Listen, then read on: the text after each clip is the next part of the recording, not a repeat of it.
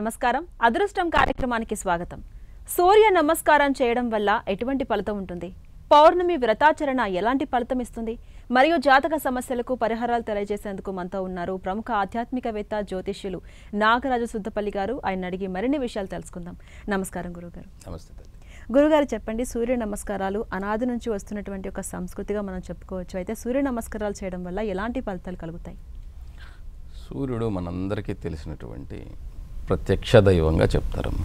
ప్రత్యక్ష దైవం అంటే ఇక్కడ అర్థం ఏమిటంటే సూర్యుడే లేకపోతే మనకున్నటువంటి ఈ గ్రహమండలి ఏదైతే ఉందో ఏది కూడా నిలబడజాలదు.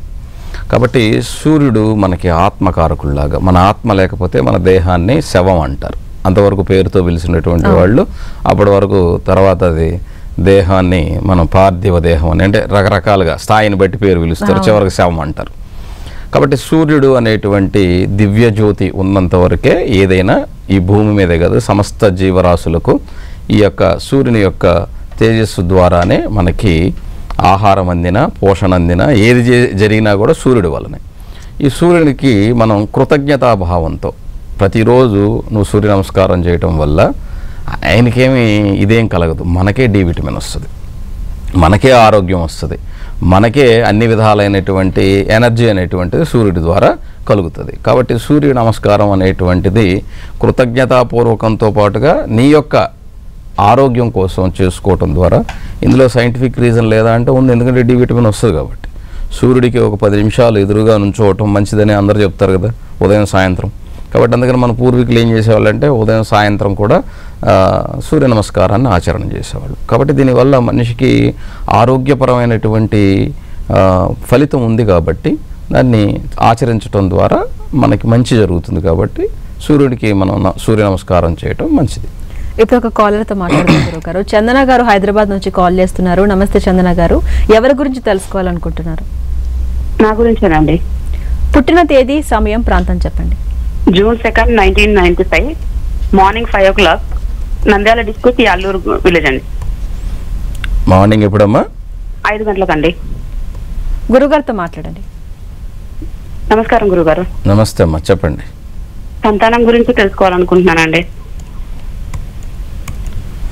ఇక్కడ మీరు ఇచ్చింది June 2, 1995 మార్నింగ్ 5 o'clock అని చెప్పారు. ఇక్కడ మీ జన్మ లగ్నం వృషభ లగ్నం, రాశి వచ్చేసి జాతకంలో మిథున రాశి, నక్షత్రం పునర్వసు, నక్షత్రం 2వ పాదం. జన్మజాతకరీత్యా ఇక్కడ జాతకంలో కుజదోషం అనేటువంటిది ఒకటి ఉన్నది. ఈ కుజదోషం కూడా కొంచెం ప్రభావాన్ని కలగజేస్తుంది. జాతకరీత్యా అష్టమాధిపతి సప్తమంలో ఉండటం అంతకుముందు కూడా చూసినట్టున్నాం ఈ జాతకాన్ని మనం, ఉద్యోగం కోసం దేనికోసం. ఇక్కడ మిథున రాశి పునర్వసు నక్షత్రం 2వ పాదానికి పంచమాధిపతి అయినటువంటి బుధుడు వక్రించి లగ్నంలో ఉన్నాడు. ఇప్పుడు బుధ మహాదశ జరుగుతూ ఉన్నది. కేతు వేయంలో ఉన్నాడు. శుక్రుడు కూడా వేయంలో ఉన్నందువల్ల ఇక్కడ సంతానం అనేది నెక్స్ట్ ఇయర్ ఏప్రిల్ తర్వాత ప్లాన్ చేసుకోండి అమ్మా. అంటే అప్పటికి 31 వస్తాయి కదా గురువుగారు అనుకోవచ్చు, పర్వాలేదు. ఆరోగ్యాన్ని అలాగే గర్భస్థమైనటువంటి దోషాలకి డాక్టర్ దగ్గరికి వెళ్ళి సరైనటువంటి ట్రీట్మెంట్ తీసుకొని ప్రయత్నం చేయండి. మీ యొక్క ఆరోగ్యాన్ని జాగ్రత్తగా పెట్టుకొని, ఎందుకంటే సంతానం కలగాలంటే ఈ రోజున చాలా సమస్యలు ఉన్నాయి. అవి ఒక్క మీ జాతకమే కాదు, వచ్చేటువంటి అబ్బాయి దాన్ని కూడా చూడాలి. కాబట్టి ఇద్దరూ డాక్టర్ దగ్గరికి వెళ్ళండి. ఇద్దరూ కూడా డాక్టర్ దగ్గర సరైనటువంటి ట్రీట్మెంట్ తీసుకోండి. నెక్స్ట్ ఏప్రిల్ తర్వాత ప్లాన్ చేసుకోండి. మీరు ఆరోగ్యంగా ఉండి తప్పక సంతానం ఉంటుంది. ఇప్పుడు మరొక కాలర్తో మాట్లాడుతాం గురుగారు. సరిత గారు కాల్ చేస్తున్నారు గుంటూరు నుంచి. నమస్తే సరిత గారు. సరిత గారు నమస్తే అండి. నమస్తే మేడం. ఎవరి గురించి తెలుసుకోవాలనుకుంటున్నారు? మా వారి గురించి మేడం. పుట్టిన తేదీ, సమయం, ప్రాంతం. 8వ తారీఖు 4వ నెల 1978 మేడం. టైం చెప్పండి అమ్మా. ఉదయం 5 గంటల 40 నిమిషాలకు మేడం. ఎక్కడ పుట్టారు? చీరాల. గురుగారితో మాట్లాడండి. చెప్పండి అమ్మా. నమస్కారం అండి. నమస్తే అమ్మా. ఈయన జాబ్ లో చాలా హార్డ్ వర్క్ చేసిన ప్రమోషన్ దగ్గర దాకా వచ్చి ప్రతిసారి ఆగిపోతుందండి. అలానే కొంచెం హెల్త్ కూడా ఇబ్బందిగా ఉంది. ఏమైనా పరిహారాలు చెప్తారని, అలానే ప్రమోషన్ ఎప్పుడు వస్తుందోనండి. ఈయన యొక్క లగ్నం వచ్చేసమ్మా మీన లగ్నం, మీన రాశి, నక్షత్రం రేవతి, నక్షత్రం 4వ పాదం. సంపూర్ణమైనటువంటి కాలసర్పయోగంతో ఉన్నటువంటి జాతకం. దశమాధిపతి గురువు 4లో ఉండి దశమంలో ఉన్నందువల్ల ఉద్యోగం ఉన్నది. అందులో ఇప్పుడు కుజమహాదశ జరుగుతుంది, అందులో శని యొక్క అంతర్దశ జరుగుతుంది. 7.5 సంవత్సరం శనిలో గత 2.5 సంవత్సరంగా ఆయన ఉండటం వల్ల, ఈ సర్పదోషం ఉండటం వల్ల దీనికి గల కారణం అంటే ఎంత కష్టపడ్డా కూడా ఫలితం అనేటువంటి తక్కువగా ఉండేదానికి కారణం. అలాగే ఆరోగ్య సంబంధంగా కూడా 7.5 సంవత్సరం శని జన్మశని జరుగుతుంది కాబట్టి ఈ జన్మశని వల్ల ఆరోగ్యాన్ని బాగు చేసుకోవాలి. జన్మశని అంటే చాలామంది అర్థం చేసుకునేది ఏమిటంటే మమ్మల్ని ఏదో ఇబ్బంది పెట్టిపో కాదు, మనం ఆరోగ్యాన్ని బాగు చేసుకుంటే మరలా శరీరాన్ని మనం బలోపేతం చేసుకోవటం అన్నమాట. ఎప్పుడైనా సరే ఒక పని చేసినప్పుడు మనం అలసిపోతాం, అలసిపోయిన తర్వాత మనం కొంచెం ఎనర్జీని అంటే రెస్ట్ తీసుకుని ఎనర్జీ తీసుకుని మళ్ళీ స్టార్ట్ చేస్తాం. అలాగే దేహానికి కూడా కొంత రెస్ట్ అవసరమైనప్పుడు అనారోగ్యం అనేటువంటిది కలిగినప్పుడు రెస్ట్ అనేటువంటిది తప్పకుండా కలుగుతుంది. కానీ అది మరీ ఇబ్బంది కలిగించే అనారోగ్యాలు కాకుండా మనం ముందుగానే డాక్టర్ దగ్గర చిన్నదేగా ఉన్నప్పుడే వెళ్ళి చెక్ చేసుకుంటే సరైనటువంటి మందుల ద్వారా తగ్గిపోతుంది. కానీ ఇక్కడ జాతకంలో సర్పదోషం ఉంది కాబట్టి, కుజమహాదశ జరుగుతుంది కాబట్టి సుబ్రహ్మణ్యేశ్వర స్వామి ఆరాధన చేసుకుంటే దానివల్ల ఏమన్నా ప్రయోజనం కలుగుతుందమ్మా.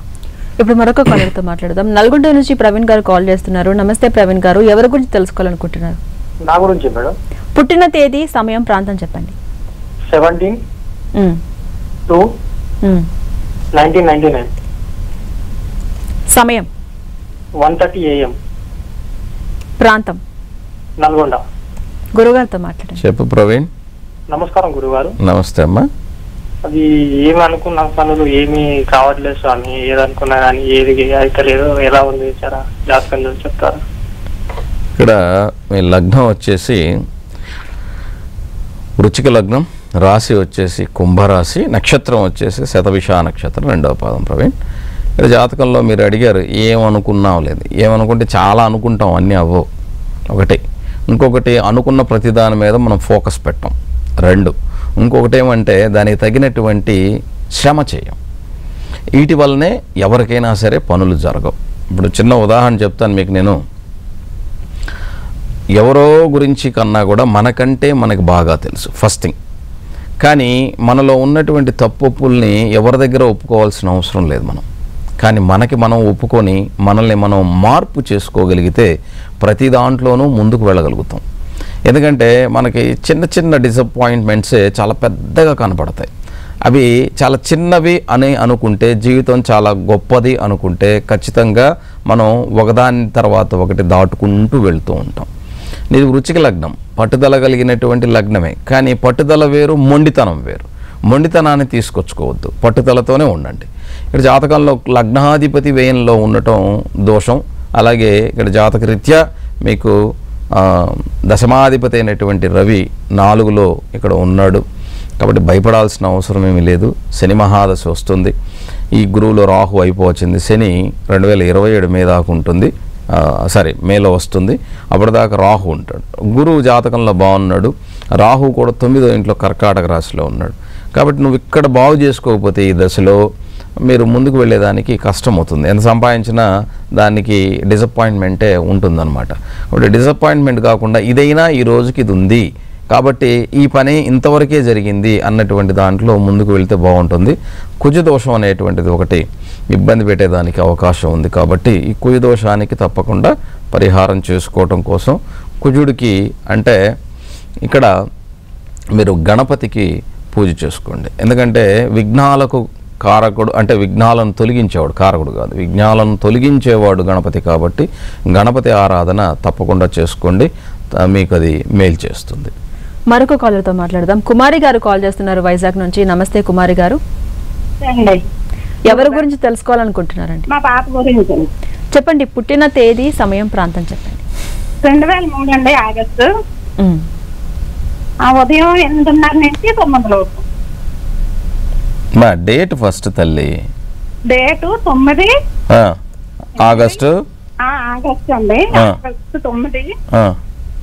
ఉదయం 7:30 నుంచి 2003 ఉదయం 7:30. ఉదయం 7:30 గురువు గారు. ఏ ఊర్లో పుట్టారమ్మా పాప? సగరపల్లి అండి, విజయనగరం జిల్లా. చెప్పండి, ఏం తెలుసుకోవాలి?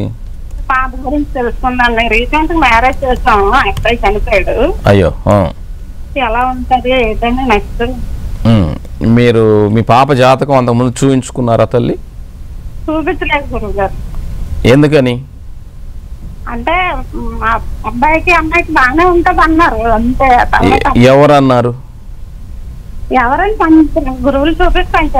అందుకే అడిగాను, జాతకం చూపించారని అందుకే అడిగింది. మీరు చూపించలేదన్నారు, మళ్ళీ ఇప్పుడు చూపించామంటున్నారు. ఇప్పుడు ఎందుకు చెప్తున్నానంటే జాతకంలో కుజదోషం ఉంది కాబట్టి సప్తమంలో వక్రించి, ఇప్పుడు మీరే చెప్పారు అబ్బాయి చనిపోయాడని, నేను చెప్పలేదు. సప్తమ స్థానంలో కుజుడు వక్రించి ఉన్నాడు, కుజదోషం అని చెప్తాం సహజంగా. కుజుడు వచ్చి 2, 4, 7, 8, 12 స్థానాల్లో జ్యోతిష్య శాస్త్రం ప్రకారం దోషాన్ని ఇస్తాడు అని చెబుతారు. మరి పాప కుజదోషం ఉంది కదా తల్లి, నాకు ఒకసారి మెయిల్ చేయండి, నాకు మెసేజ్ చేయండి నా నంబర్కి. మీకు ఇక్కడ నేను లైవ్లో అనవసరమైన డిస్కషన్ పెట్టను, నాకేమి మీరేం ఫీజిబుల్, ఈ పాప గురించి మాట్లాడదాం, ఓకేనా? నాకు మెసేజ్ చేయండి, మెసేజ్ చేయకపోతే అందరు కాల్స్ అనుకుని ఎత్తను, నాకు మెసేజ్ చేయండి సరేనమ్మా? లైవ్లో వద్దు, తర్వాత మాట్లాడదాం. నా నంబర్ వేస్తారు కదా లాస్ట్లో, ఆ నంబర్కి మెసేజ్ చేయండి. గురువు గారు, పౌర్ణమి వ్రతం అంటున్నారు, అసలు పౌర్ణమి వ్రతం అంటే ఏంటి? ఈ వ్రతం చేయడం వల్ల కలిగే ప్రయోజనాలు ఏంటి? ఈ పౌర్ణమి వ్రతాన్ని ఎలా చేయాలి? ఇక్కడ మన నార్త్ ఇండియాలో మన వాళ్ళు దాన్ని పట్టించుకోరు, కానీ నార్త్ ఇండియాలో ప్రతి పౌర్ణమికి వాళ్ళు వ్రతాచరణ చేస్తాం. ఏకాదశి వ్రతంలాగా పౌర్ణమి చంద్రుడికి దీపం పెట్టి వ్రతాచరణ చేస్తారు. లలితా సహస్రనామాలతో అమ్మవారిని పూజ చేస్తారు. అయితే ఈ చంద్రుడు పౌర్ణమికి ఎలా ఉంటాడు అంటే, మనకి కనిపిస్తే చాలా ప్రశాంతంగా చాలా వెలుగులతో అది ఆ వెలుగులు ఎలా ఉంటాయంటే చల్లని కాంతి మనకి తగులుతూ ఉన్నందువల్ల మనకి మనసు చాలా ఆహ్లాదకరంగా ఉంటుంది. ఎటువంటి మనం ఆందోళనలో ఉన్నా కూడా నిజం చెప్పాలంటే పౌర్ణమి వెలుతురులో పౌర్ణమిని చూస్తూ కానీ మనం నువ్వేమి చేయబడలేదు కూడా, చంద్రుని చూస్తూ ఒక 10 నిమిషాల నుంచి ఒక అరగంట మధ్యలో కానీ మీరు కూర్చోగలిగితే మీకు చాలా ప్రశాంతత ఉంటుంది. ఎందుకంటే ఆలోచన తొందరగా ఆగదు, కానీ చంద్రుడి కిరణాల వల్ల చూస్తూ ఉంటే ప్రశాంతంగా ఉంటుంది. అందుకనే చంద్ర కిరణాలని అమృతతుల్యమైన కిరణాలు అంటారు. అమృతం అంటే అర్థం అంటే మనకు హాయినిచ్చేది అని అర్థం, అంతేగాని అమృతం అంటే అదే పాల సముద్రం చిలికినప్పుడు వచ్చింది, అది కథ, అది వేరే విషయం, అది ఎవరు చూడలేదు. కాబట్టి హాయిగా ఉండేటువంటి కిరణాలు, అలాగే ఆ కిరణాల వల్ల భూమి మీద ఉన్నటువంటి కొన్ని మొక్కలు ఔషధాలు వృద్ధి చెందుతాయి. ఔషధాలు ఎలా వృద్ధి చెందుతాయి గురువుగారు అంటే, ప్రతి జీవికి ఆహారం కావాలి. పగలు సూర్యకాంతి ద్వారా మొక్కలు కిరణజన్య సంయోగ క్రియ వల్ల ఆహారాన్ని తయారు చేసుకుంటాయని చిన్నప్పుడు మనం చదువుకున్నాం. ఇంకొన్ని మొక్కలు సూర్యుడి వల్ల చంద్రుడు ప్రతిబింబిస్తాడు, ఆ కిరణాల వల్ల కూడా కొన్ని మొక్కలు ఆహారాన్ని తయారు చేసుకుని వృద్ధి పొందుతాయి. కాబట్టి అందుకని ఔషధాల కారకుడు చంద్రుడుగా మన వాళ్ళు చెప్తారు, ఔషధులకు కారకుడని. కాబట్టి ఇక్కడ జాతకరీత్యా కూడా మనం కొంతమందికి చంద్రకేతువులు కలయిక ఉంటే వాళ్ళకి సైకలాజికల్ ప్రాబ్లమ్స్ ఉంటాయని, ఇలా రకరకాలుగా వాళ్ళ ఇబ్బందుల గురించి మాట్లాడతాం. అయితే ఇక్కడ చంద్రుడు వ్రతం చేసుకోవటం వల్ల, పౌర్ణమి వ్రతం చేసుకోవటం వల్ల దాన్ని పూజలో భాగంగా వెళ్ళి ఊరికి చంద్రుడిని చూస్తూ కూర్చుంటే పిచ్చాడు అనుకుంటారు. అందుకని మన వాళ్ళు ఏం చేస్తారంటే దానికి కూడా కృతజ్ఞతాభావంతో, చంద్రుడు కూడా ఉపగ్రహం, చంద్రుడిని కూడా దేవతా అంటే మనకన్నా కూడా మనకు ఉపయోగపడేటువంటి ఏ పనినైనా సరే కృతజ్ఞతాభావంతో స్వీకరించాలి మనం. ఇప్పుడు నువ్వు వద్దన్నా చంద్రుడు తను చేసే పని తను చేస్తాడు, అది వేరే విషయం. నువ్వు వద్దన్నా కూడా సూర్యుడు తను చేసే పని తను చేస్తాడు. కానీ సూర్యుడి వల్ల చంద్రుడి వల్ల లాభం పొందుతుంది నువ్వే మనిషిగా. కాబట్టి నీకు అడగకుండా నీకంటూ కొన్ని ఇచ్చేటువంటివి సృష్టిలో ఉన్నప్పుడు వాటిని కృతజ్ఞతాభావం, ఈ భూమి మనల్ని మోస్తుంది, ఈ భూమి మీద పుడతాం, ఈ భూమి మీద చాలా చేస్తాం, అందుకని భూమాత అంటాం, భరిస్తుంది. కాబట్టి అందుకని కృతజ్ఞతాపూర్వకంగా భూమికి రైతు దున్నేటప్పుడు కూడా పూజ చేస్తాడు. ఎందుకంటే నిన్ను దున్ని నేను బ్రతుకుతాను, నీ గర్భం చీలుస్తున్నాను, నీకు నొప్పి తగులుతుంది అన్న ఎంత గొప్ప భావనతోనే చేస్తారు. కానీ దాన్ని కూడా కృతజ్ఞతాహీనులుగా మనం, ఆ భూమే కదా దున్నితే ఏమైంది, దాన్ని నొప్పిపడేది నువ్వు చూసావా, ఇట్లాంటి పిచ్చి మాటలు మాట్లాడటం వల్ల ఆ భావాల వల్లనే ఈ రోజున మనుషుల్లో కృతజ్ఞతాభావం, మానవత్వం ఇలాంటివన్నీ చనిపోవటానికి కారణం ఇవే అన్నమాట. మనిషి బ్రతికి ఉండాలి అంటే మానవత్వం అనేది బ్రతికి ఉండాలి. మానవత్వం అనేది లేకపోతే ఇలాగ యుద్ధాలతో కొట్టుకుసస్తారు. చివరికి ఏం మిగలదు ఈ భూమి మీద. కాబట్టి మనిషి మానవ జాతే కాదు సమస్త జీవరాశులు ఈ భూమి మీద బ్రతుకుతున్నాయి, అన్నిటికీ హక్కు ఉంది ఇక్కడ బ్రతకటానికి. అంతేగాని యుద్ధాలు చేసుకొని అందరిని చంపేయమని ఎక్కడా లేదు. అందుకనే మానవతా దృక్పథంతో విదురు నీతి అనేటువంటిది ఒక గొప్ప నీతి చెప్పారు మన వాళ్ళు. ఆ విదురు నీతిని కానీ పిల్లలకి కానీ చెప్తే చిన్నప్పటి నుంచి మానవతా దృక్పథం అనేది పిల్లల్లో పెంపొందింపజేస్తే వాళ్ళకి బాగుంటుంది. అంతేగాని ఈ రోజున మనం టెక్నాలజీ పేరు మీద అదేమి కాదు, ఇదంతా మనిషి స్వార్థం కోసం చేసే మాటలు చాలామంది మాట్లాడుతూ ఉంటారు. అది చాలా తప్పు. ఎందుకంటే మన పూర్వీకులు మనకి మన తల్లిదండ్రుల దగ్గర నుంచి ప్రతి వాళ్ళని గౌరవించమన్నారు, ప్రతి ఒక్కరికి కృతజ్ఞతాభావంతో ఉండమని చెప్పారు. అలాంటిది సూర్యచంద్రులు మనల్ని బ్రతుకునివ్వటానికి కారణమైనప్పుడు, అంటే తల్లిదండ్రులు బ్రతుకునిచ్చినా మనం ఇక్కడ బ్రతకాలి భూమి మీద అంటే సూర్యుడు చంద్రుడు ఉండాలి, లేకపోతే మనం బ్రతకలేం, చచ్చిపోతాం. కాబట్టి ఆ సూర్యుడికి చంద్రుడికి ఒక నమస్కరించి నువ్వు ఉండటం వల్ల నీకే ఆరోగ్యానికి మంచిది. మరి అలా ఉండటంతో తప్పే ఉంది అందులో? నేను ఖాళీగా కూర్చో, నేనేం వద్దనేది ఏం లేదు. నువ్వు అక్కడ దీపం పెట్టి మంత్రాలు చదవమని ఎవరు చెప్పరు అక్కడ. కాకపోతే వాటిని ఆస్వాదించడం ద్వారా నీకే ఆరోగ్యానికి చాలా మంచిది. ఇది దాని వెనకాల ఉన్నటువంటి థియరీ. అది దానివలన సైంటిఫిక్ రీజన్ ఉంది అందులో. ఎందుకంటే సూర్యుడి వల్ల మనకి డి విటమిన్ కలుగుతుంది, చంద్రుడి వల్ల కూడా మనకి మనసు ఆనందాన్ని ఆహ్లాదాన్ని పొందుతాం. కాబట్టి దీనివల్ల నీకు ప్రయోజనం ఉంది కాబట్టి నువ్వు దాన్ని గౌరవించు, తప్పులేదు. కృతజ్ఞతాభావంతో ఉండు, అంతే తప్ప కృతజ్ఞతాభావం లేకుండా మనం పిల్లల్ని పెంచితే ఏమవుతుందంటే తల్లిదండ్రులను కూడా ఒరే అరే అని పిలుస్తారు. కాబట్టి ఇది ఎవరు నేర్పిస్తున్నారు? మనమే. కాబట్టి మనకున్నటువంటి సాంప్రదాయాలు చాలా గొప్పవి, సంస్కృతి చాలా గొప్పది. దాన్ని ఎవరు పరిహాసం చేసినా ఒప్పుకోకండి, దాని వెనకాల ఉన్న రీజన్ చెప్పండి. ఎందుకంటే మనకు తెలియకపోతే మనం వాళ్ళకి చెప్పలేం, వాళ్ళు చెప్పేది నిజమే కదా అనుకుంటాం. ఇది ఎలా అంటే ఇది చాలా మానసికంగా చాలా బాధ కలిగిస్తుంది అనమాట. కాబట్టి అందుకే చెప్తున్నాను, ఇప్పుడు నేను సబ్జెక్ట్ చెప్పినా కూడా దాని వెనకాల ఉన్నటువంటి థియరీ ఏమిటి, ఇలా అయ్యి ఉండొచ్చు, నాకు ఇలా అర్థమైంది, నేను ఈ విధంగానే తీసుకుంటాను. కాబట్టి నాకు ఇలా అర్థమైంది, పూర్వీకులు ఇలా చెప్పుంటారు, దీని వెనకాల ఇంత గొప్ప జ్ఞానం ఉంది అని నాకు అర్థమైంది. అర్థం కానివాడికి మనం ఏం చెప్పలేం. కాబట్టి నాకు అర్థమైన దాన్ని మీ అందరికీ చెప్పే ప్రయత్నం చేస్తున్నా, అంతే. ఇప్పుడు ఒక కాల్తో మాట్లాడదాం గురువు గారు. నాగలక్ష్మి గారు విజయనగరం నుంచి కాల్ చేస్తున్నారు. నమస్తే నాగలక్ష్మి గారు. నమస్తే అండి. ఎవరి గురించి తెలుసుకోవాలనుకుంటున్నారు? మా అక్కగారు అబ్బాయి గురించి అండి, పెళ్లి గురించి. ఆ అబ్బాయి 7/1/1980 పుట్టాడండి. 7/1/1980 ఉదయం 6:01 ఓకే. ఏ ఊర్లో పుట్టాడమ్మా నాగలక్ష్మి గారు? విశాఖపట్నంలో పుట్టాడండి. చెప్పండి, ఏం తెలుసుకోవాలి? ఆ పిల్లడికి ఈ సంవత్సరం పెళ్ళి వాళ్ళ అమ్మ బెంగ పెట్టుకుంటుందండి పాపం. ఇక్కడ ఈయన యొక్క జన్మ లగ్నం నుంచి ఇప్పుడు మీరు చూసినట్టు మీరు వివాహం అవ్వలేదని చెప్తున్నారు, అంతేనా? అవునండి. ఇక్కడ వీరు వివాహ స్థానాధిపతి బుధుడు. బుధుడు జాతకంలో అసంగస్థ దోషంలో ఉన్నాడు, సూర్యుని యొక్క అసంగస్థ దోషంలో. అసంగస్థ దోషం అంటే ఏమిటంటే సూర్యుని కాంతికి దగ్గరగా ఉన్నప్పుడు దాని యొక్క ప్రభావం ఏమీ ఉండదని చెప్తాం కదా. సూర్యునికి దగ్గరికి వెళ్తే మొదటి మాడి మసి అయిపోతాం. అలాగా సూర్యుని యొక్క కాంతికి దగ్గరగా ఉండటం ద్వారా దాన్ని అసంగస్థ దోషం అని చెప్తారనమాట. దానివల్లనే ఇక్కడ సప్తమాధిపతి జాతకంలో అసంగస్థ దోషం వలన ఇబ్బంది కలగడానికి గల కారణం. అయితే ప్రస్తుతం రాహు మహాదశలో గురువు జరుగుతూ ఉన్నది. ఇక్కడ వివాహానికి మీరు అడిగారు, ఈయనకి వివాహం చేసుకోవాలని ఉందో లేదో ముందు మీరు ఆయన అడగండి. అమ్మ బాధపడుతుందని ఇంకోటి కాదు తల్లి, అదే చెప్తున్నాను. ఆయనకు కూడా ఉండాలి. అలాగే వెళ్ళిపోతున్నాయంటమ్మా. ఇప్పుడు ఆల్రెడీ ఆయన వయసు ఎంత చెప్పండి? 45 సంవత్సరాలు ఉన్నాయి. ఇప్పుడు మరి 45 సంవత్సరాలు మీరు ఒక తోడు వయసు అయిపోయిన తర్వాత ఒక తోడు కావాలని కోరుకోవటంలో తప్పు లేదు. ఎందుకంటే మనం వెళ్ళిపోయిన తర్వాత బిడ్డకు తోడెవరు ఉంటారని ప్రతి తల్లి ఆవేదన చెందుతుంది. నేను అందులో ఎటువంటి సందేహం లేదు. కానీ ఇతని జాతక రీత్యా వచ్చే జూన్ దాకా లేదే, అది కూడా మీరు ఇంకొకరికి ఎవరికైనా జీవితాన్ని ఇచ్చే మార్గంలో ఆలోచించండి.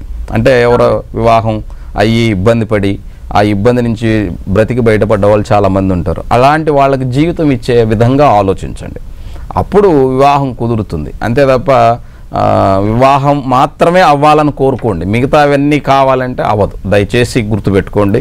రాహుదశ జరుగుతుంది. ఈ రాహులో కూడా గురువు ఇప్పుడు ఉన్నాడు, గురువు లాభంలోనే ఉన్నాడు, గురువు అనుగ్రహం కూడా ఉన్నది. కాకపోతే ఈ రాహులో శని రావాలి. ఈ శని ఇక్కడ జాతకంలో జనవరి నుంచి వస్తున్నాడు. కాబట్టి జనవరి జూన్ మధ్యలో అవకాశం ఉంది. అక్కడ ఒక అవకాశమే, మళ్ళా చెప్తున్నాను, మళ్ళా లేదు, అది ఒక అవకాశమే ఉంది. ఆ అవకాశాన్ని ఎవరికైనా జీవితం ఇచ్చే దిశగా ఆలోచిస్తే తప్పకుండా అతనికి కుదిరేదానికి అవకాశం ఉంది. మరొక కాలర్ స్వప్న గారు హైదరాబాద్ నుంచి కాల్ చేస్తున్నారు. స్వప్న గారు నమస్తే అండి. హలో, నమస్తే మేడం. ఎవరి గురించి తెలుసుకోవాలనుకుంటున్నారు? మా చిన్న బాబు గురించి. పుట్టిన తేదీ, సమయం, ప్రాంతం చెప్పండి అమ్మా. 5వ తారీఖు 7వ నెల 2007 మేడం. సమయం ఉదయం 4:44 మేడం. ఎక్కడ పుట్టారు? చిలకలూరుపేట. గురుగారితో మాట్లాడండి. గురుగారు నమస్తే అండి. నమస్తే అమ్మా, చెప్పండి. బాబు ఇప్పుడు చదువుకుంటున్నాడండి. వేరే దేశాలకు ఏమైనా వెళ్తాడు, ఇక్కడే జాబ్ వస్తుందా, అట్లానే హెల్త్ అది ఎలా ఉంటుంది? 8 మిథున లగ్నం అమ్మ. రాశి వచ్చేసి కుంభరాశి, నక్షత్రం శతభిష నక్షత్రం రెండోప. జాతకంలో రవి బుధుల యొక్క కలయిక అద్భుతమైనటువంటి కలయిక ఉన్నది. అయితే దీన్ని బుధాదిత్య యోగం అని, భద్రమహాపురుష యోగం అని చెప్తున్నప్పటికీ అసంగస్థ దోషం కూడా ఉన్నది. ఇది కొంచెం ఇబ్బంది కలుగజేస్తుంది. తర్వాత వాక్ స్థానంలో శని, ఇది కూడా ఇబ్బందే. మాట కొంచెం కఠినంగా అనేటువంటిది, లేదా 10 మాటలు మాట్లాడితే ఒక మాటకు సమాధానం, ఇలాంటివి కొన్ని ఇబ్బందులు కలుగుతాయి. 3వ ఇంట్లో శుక్రకేతువులు, సప్తమాధిపతి 6వ ఇంట్లో దోషం, అది వివాహ దోషాన్ని ఇస్తుంది, వివాహాన్ని ఆలస్యం చేస్తుంది, లేదా వివాహం అయిన తర్వాత భార్య ఆరోగ్యాన్ని ఇబ్బంది పెడుతుంది. తర్వాత భాగ్యరాశిలో చంద్రరాహుల యొక్క కలయిక, ఏకాదశంలో కుజుడు తన స్వస్థానంలో. ఇది ఈ జాతకంలో ఉన్నటువంటి ప్లానెటరీ పొజిషన్. ఉద్యోగానికి సంబంధించి మీరు అడిగారు. ఉద్యోగ స్థానాధిపతి అయినటువంటి గురువు 6వ ఇంట్లో ఉన్నందువల్ల ఆలస్యం అవటానికి కారణం వివాహము, ఉద్యోగం. ఆ దశే జరుగుతుంది. ఇప్పుడు మీరు అడిగారు బయట దేశానికి ఏమన్నా వెళతాడా? చదువుకోవటానికి పంపించండి. ఎందుకంటే ఈ జాతకంలో విద్యాస్థానాధిపతి, లగ్నాధిపతి ఒకరే, ఆయన చక్కగా ఉన్నాడు. కాబట్టి చదువు నిమిత్తం వెళ్ళే పని అయితే ఆయనకి బయట అవకాశం ఉంది. అక్కడికి వెళ్ళితే అతని యొక్క జీవితం వృద్ధిలోకి వచ్చేదానికి అవకాశం ఉంది. ఆ దిశగా ప్రయత్నం చేయండి. గురుగారు, రేపు ఏ విషయం గురించి తెలుసుకోబోతున్నాం? ఇక్కడ మనందరికీ మళ్ళీ చెప్పాలనుకుంటున్నామా, ఎందుకంటే ఇప్పుడే సూర్యుడి గురించి మనం ఎలాగా చెప్పుకున్నాము. ఈ భూమి మీద చెట్టు పుట్టకు పూజ చేస్తారు మన వాళ్ళు ఈ సాంప్రదాయంలో. ఎందుకు అలా పూజ చేస్తారు అన్న దాని గురించి మనం తెలుసుకుందాం. తప్పకుండా గురుగారు, ధన్యవాదాలు. చూసారు కదా, ఇది ఇవాల్టి అదృష్టం కార్యక్రమం. మరొక కార్యక్రమంతో మళ్ళీ కలుసుకుందాం. అంతవరకు సెలవు, నమస్తే.